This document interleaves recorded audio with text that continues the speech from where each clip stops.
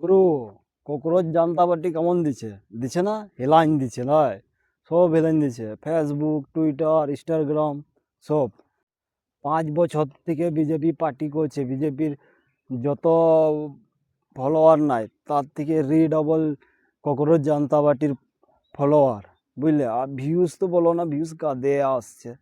তো আমরা বলবো পার্টি যেই করুক, যেই আসুক, তা নিয়ে দেখে আমাদের লাভ নাই। আমাদের উন্নয়ন হওয়া দরকার।